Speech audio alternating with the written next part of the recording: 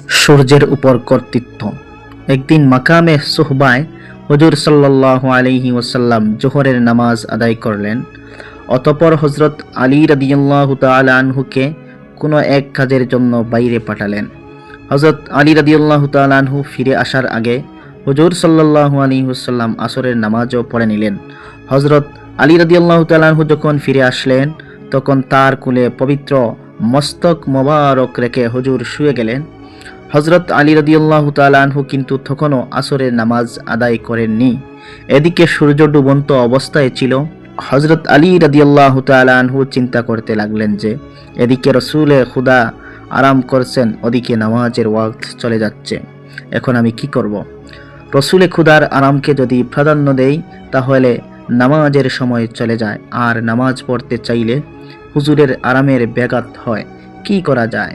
শেষ পর্যন্ত মাওলা আলী রাদিয়াল্লাহু তাআলা আনহু এই সিদ্ধান্ত নিলেন যে নামাজ কাজা হোক, কিন্তু হুজুরের ঘুমের ব্যাঘাত না হওয়াই চাই। এ অবস্থায় সূর্য ডুবে গেল, আসরের ওয়াক্ত শেষ হয়ে আসলো।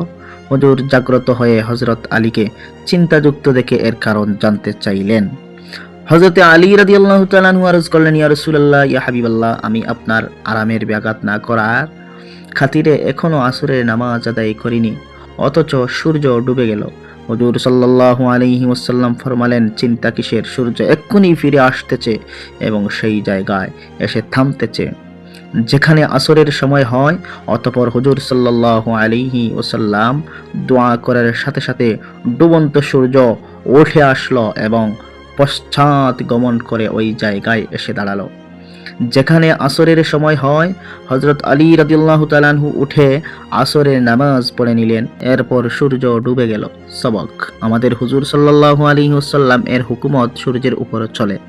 তিনি সৃষ্টিকুলের প্রতিটি অণু পরমাণুর ওপর কর্তৃত্বকারী। তার মতো কেউ হয়নি, হবে না, হতে পারে না। তত্ত্বসূত্র হুজ্জাতিল্লাহি আলাল আলামিন ইসলামের বাস্তব একটি কাহিনী।